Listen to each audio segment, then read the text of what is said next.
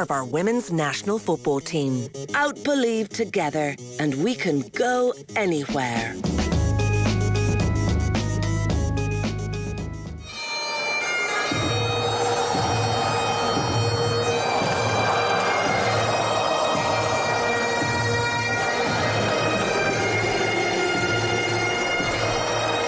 Oh, yeah. Nicola Sturgeon, Andy Murray, William Wallace, David Livingstone, Mary Queen of Scots, Alex Ferguson, Ewan McGregor. Your boys took one hell of a beating. Pat Nevin, your boys. Oh, man. Easiest game we've ever had, I think. Of Spain and Belgium and anybody else you care to mention. Ireland were brilliant. And Scotland were just rank. It was one of the worst performances ever. There's hardly a Scottish player. I can't think of one where I thought, yeah, you were all right. You had a good game. You played up to your ability. It was a mess. And even the gaffer, Clarke, didn't really get it right and didn't change the things that he had to change quick enough. There was a lot of different things that went wrong there. But I mean, first of all, Ireland deserved to win. There was no complaints. And I can hear the shock in your own voice because you never seen it coming either. No, I was very worried. I thought we would be having very different conversations in this show after that Scotland game because we were in a grim enough place, it seemed. So I was reading different Scottish reporters, even in the papers yesterday. I saw Gary Keown in the Mail on Sunday, and man, he sharpened his knife and just hatcheted Steve Clarke, called the whole thing a disgrace, and said Steve Clarke very snippy with the media all week, and there are questions now over his long-term future. Would that be the general refrain in Scotland? This Ukraine defeat has turned up the heat in Steve Clarke? No, that's just Scotland. It's just what happens every time. We've had a long list of managers, and it doesn't matter who they are. If there's a couple of defeats in a row, it doesn't matter who it is, you get hammered. And you just expect it, and it's going to happen. And it's always digging the manager. And in the midst of it all, I often say the same thing, and have done for probably about 8 managers in a row. Isn't it amazing that it's always the manager's fault? Yeah. Maybe there's something else wrong. Maybe if you look a wee bit closer, I've had everything from Watty Smith to Alec McLeish to, lots and lots of managers. And suddenly it's always the manager's fault. He's an idiot. And you think, actually, it might be something else. And it might be the strength and depth of the squad. Now, for Scotland, and read some of this for Ireland as well, if you're going to do well, you need every single one of the players available. You need them all playing at their very, very best, and you need the tactics to go well, and you need a little bit of luck on top of it. Scotland have had that for about an incredible amount of time under Stevie Clarke. And then there was a defeat against Ukraine where they didn't play well. They sneaked one against Armenia, who were rotten, and then against Ireland, stunk again. In reality, if you stand back and look at it, Stevie Clarke still got an amazing amount out of that group. They managed to get to the Euros, which we hadn't done for generations. So they can shout and ball, and Stephen can say what he likes. And do you know what? And every right to say it, because it was a terrible performance. But who are you going to get in next? Because you can bring Pep Guardiola in. He's going to have still the same problems there. And the problems are, certainly the end of the season, a lot of those players were wrecked. They were gone. I mean, honestly, that John McGinn, who is that? I was going to say it looked like his brother was playing. I've watched John McGinn's brother. He's better than that. He's loads better than that. A whole bunch of McGinns that are better than that. And you looked all the way through the team, and there wasn't anyone up for it. They looked as if, even Robertson, probably the one that was closest to being closer to his best, but still wasn't there at his best. But then again, he wasn't getting a lot of help. And all the way through it, you thought, had a little bit of luck. And there was a moment, and this is not an excuse, there was a moment just before the second Irish goal. Yeah. There was a brilliant chance for McGinn. Keeper beaten, Keller, he wasn't even 5 yards from it, and it slipped past the post. 30 seconds later, was it?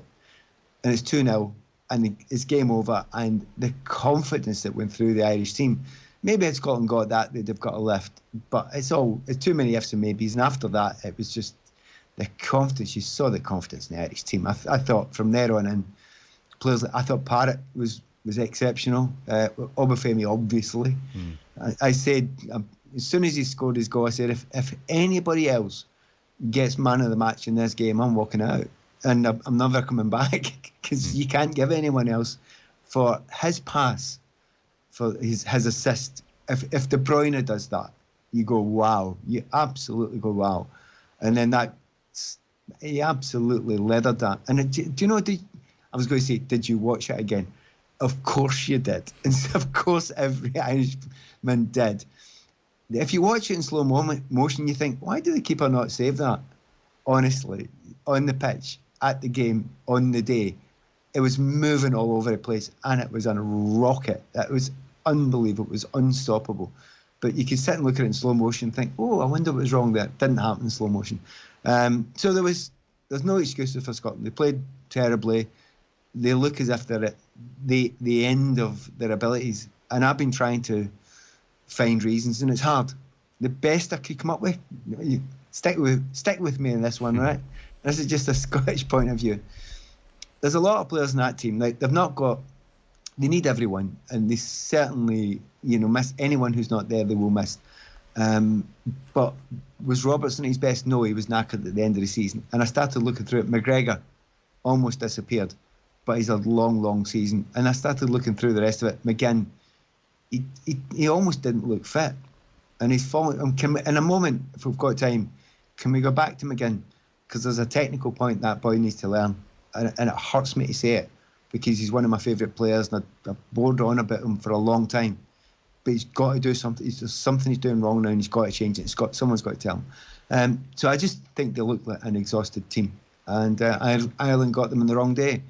I think at Hampden Park, when it comes around again, don't expect it as easy. Trust me, it won't be.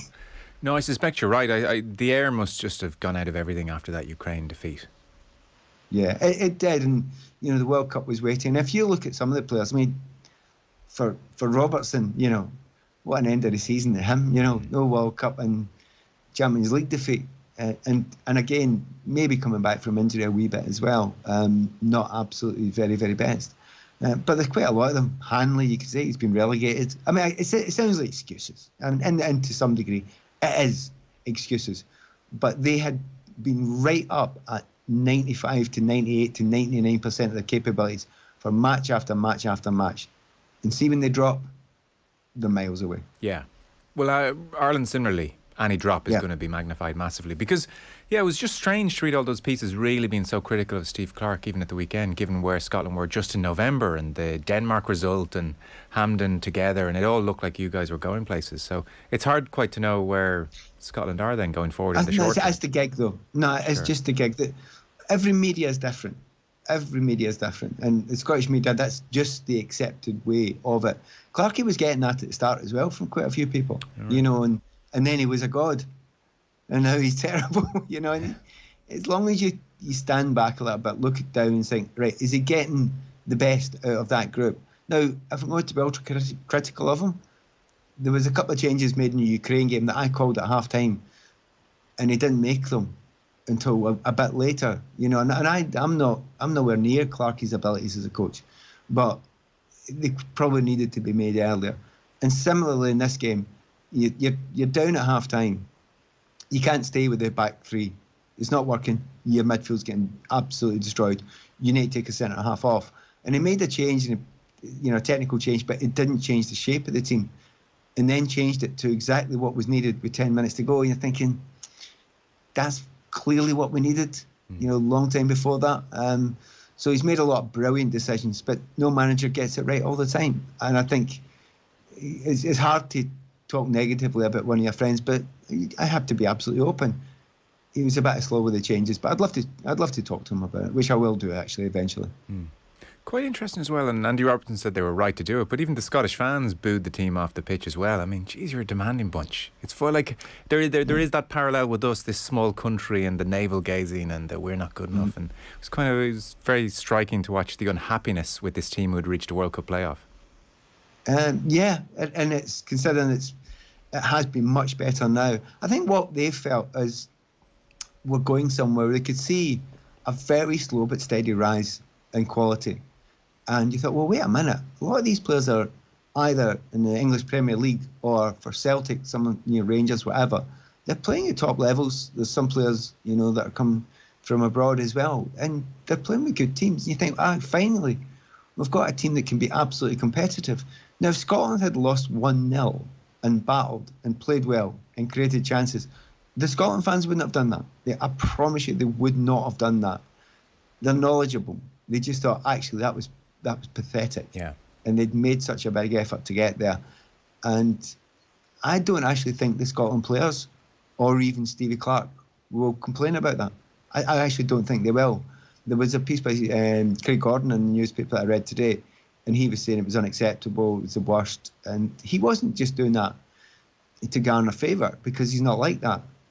He's a Scotland fan himself, and so are a lot of the players, and they will absolutely accept a performance like that. If it's against a top world-class side, and I do want to be as respectful as possible, then you take it in the chin. But it was Ireland. We know what Ireland had been like, and they hadn't been great recently. We should be competitive against Ireland. We weren't. We weren't even close. What's the McGinn technical point? Right, okay, so everybody knows what he's this thing he does where he leans his backside into people, right? We've all seen it. It's a great move. He's really good at it. And we all applauded it, and to some degree laughed at it as well. Don't get addicted to it. Don't do it every time the ball comes to you. Don't put yourself in a position where that's the move. Because footballers aren't stupid. They really aren't stupid. And coaches aren't stupid. They'll say, okay, this will happen. Let them roll you and let the next guy take it. Because that's what you're going to do. When I watch McGinn at his very best, and it's not, 2 years ago, it's very recently, he does that when it's on. But he's also breaking with pace through midfields. He's using that skill to be facing the not always with his back to goal. And when I say to goal, I mean in his own half. He also adapts his position to be bringing past people as well. And the last couple of games, Ukraine game is very noticeable, and I commented on it then, and very much so in the Ireland game as well. And I know that feeling. If you've got a move that works really well and it works for quite a wee while, you do get a bit addicted to it. You think, well, I'll do this all the time. But you cannot do it consistently against top players, because they will get it. There's a lad playing for Chelsea, Ruben Loftus-Cheek, does a similar kind of a version of that move. And in the Europa League, it looks brilliant. And then you try it again in the Premier League and people go, yeah, we've seen that. People are not stupid. You need to be adaptable. You need to change. You don't do the same things. Now, to be honest, I think it may be tiredness. Maybe he hasn't got that spark of explosion in his body at the moment because of the tiredness at the end of the season. And he is an incredibly hard worker. And by the way, I'm only ever hard on good players. I'm only ever hard on good players. And that's why I'm saying it. And I just hope that Stevie G or whatever gets a hold of him and said, right, okay, stop doing that quite as much. Get the other parts of your game right. When he did it once or twice, he ended up in brilliant positions and he nearly scored, and he had 2 weak shots, but at least shots on target. But he needs to get rid of that. Not get rid of that for his game, but know when to use it. Yeah. I hope someone talks to him. In fact, next time I see it in an airport, I'm going to tell him. Just to get a thought on Ireland from you then before you go. So to give you the general context, there is a boom or bust, feast or famine referendum feel to every game under Stephen Kenny for such a long time now. And he got off to the first year under COVID conditions was abysmal. I mean, it was really abysmal, and he was given a lot of rope because he's trying to bring in lots of new players and he's trying to play a more progressive style of football. And look, you mentioned that McGinn chance in 26 minutes, like 3 times in the first 26 minutes. Scotland were gifted chances as Ireland tried to play out from the back. And again, there's a lot of rope being given to this team and this manager. But the questions stem from different things. Are the players good enough to play that type of football? This manager is coaching at the highest level he's ever coached at before. Akin to a Solskjaer, when there's a step backwards, there's is he the right man? That kind of cycle is happening. And over the past week, the performances were very lifeless, but against Scotland there was certainly more energy, and there was an extra man in midfield. Jason Knight dropped into midfield out of possession, and Ireland looked a bit better in that respect. And look, Obafemi did his thing and Parrott did his thing. Is Obafemi going to have a pass assist and a strike like that every game doesn't feel that sustainable. So look, we are where we are as well, but that's the general context for you. So what do you make of Ireland, of the Ireland you saw at the weekend? I'm sure everyone's seen the same, and you've kind of mentioned it. That inability to play well out of the back, Scotland weren't able to capitalise, but others will. Good teams will do you. Yeah. You won't be able to do that because there were so many players ahead of the ball when they get caught out there. You put good players in that position and they will destroy it. And I know that Stephen's not going to change. He's going to keep on doing that, even against very, very good teams. So that's your problem. The difficulty being, if you try anything else, it looks regressive. If you keep on trying that, it's going to take a while, and you're going to have to get players that are better at it and are more comfortable in the ball when they're not just the players, the three that are playing out from the back, but also the ones in midfield. They can take the ball under extreme pressure. And they didn't look great, some of them, in that situation, and they were easy to nick. Scotland's most dangerous position in the entire game was when Ireland's back three had the ball. That's when we were our most dangerous, and that should not be the case. So I have to say I'm in a dilemma about it, because being a fan of Man City and being a fan of Pep and being a fan of the Cruyff method, I want you to do it. But it's going to be a long road. That's a nice little step along that road. But I'll tell you what, it's not all going to be forward with if you're going to do it that way, because good teams they'll do you. They absolutely will do you. So, and particularly Ukraine. I think Ukraine, at their best, they're a technically very, very good side. It's going to be very difficult for Ireland against them. If you do that and don't do it well, you're going to get done. Nations League generally, is it floating your boat? It's kind of hard to get off it a wee bit for two big problems. I mean, fed up with the friendlies, so Nations League concept, get it. I absolutely get it. But when you're mixing it with the World Cup, and you think, well, wait a minute, really? And asking players to play this amount of games. I mean, the game's tomorrow night. I mean, Scotland travelling to Armenia. When those players they've been gone for about 3 weeks now, and you've asked them to play these games that are supposedly incredibly important, it's just wrong. Now, you're asking too much of them. And that's why you now and again get stinking performances. And you get them from Ireland, you get them from Scotland, you might get them from Ukraine. I mean, Armenia beat Ireland, didn't they? They sure did. But Scotland played against Armenia. Honestly, I can't believe how Ireland lost them, because Armenia were that bad. It's just you're asking teams to play games when the players have just completely gone at the end of the season. They need rests. The whole concept was to make fewer games and give more rests, by taking away the friendlies. It's not worked. It's just not happening. The players are getting driven into the ground, and it's just not right. And I don't think they've found the answer by using the Nations League mostly because of these games at this part of the season. It's the wrong time. Short and sweet tonight. Thanks so much. Yeah. Can I like to have one more word? Oh, please, yeah. I know you were in Ireland. I should say, I know you've referenced you were at the game over the weekend. I was at the game at the weekend. I had a brilliant time, but I was also down at the Book Festival in Boris House, which is down in Carlow. Oh, yeah. And John Ronson was at that, wasn't it? Oh, you wouldn't believe. My new mates, David Putnam and Stephen Frears. I was talking to Edel Coffey, who I know is a name in the country as well. Danny Kelly's been a great mate of mine, and I did some stuff with him. But unbelievable names that were at this festival.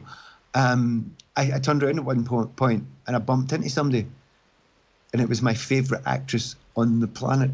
It's like Ruth Wilson. And I'm like, I can't believe this in this tiny little part of Ireland. I have to say, I spent 3 days, and they are possibly the most enjoyable 3 days I've had in the past 3 years. Wow. Honestly, if you ever get a chance to go to the Boris House Festival and you're interested in the arts, books, whatever, wow. And by the way, you'll find it difficult because it sells out every year. What a fantastic... I thought I was in a movie for 3 days. What a magical 3 days. And do you know how good it was? It was so good that I didn't even get depressed by Scotland getting beat 3-0. Wow. What more can you say? Geez, sold. I'll have to make a point of swinging by next year if I can. That's fabulous. Thanks so much. Appreciate it. Absolute pleasure. Cheers. Pat Nevin with us on this Monday evening. The Football Show is brought to you by Sky. All the football you love in one place across Sky Sports, BT Sport and Premier Sports. Football on Off the Ball. With Sky. All the football you love in one place across Sky Sports, BT Sport and Premier Sports.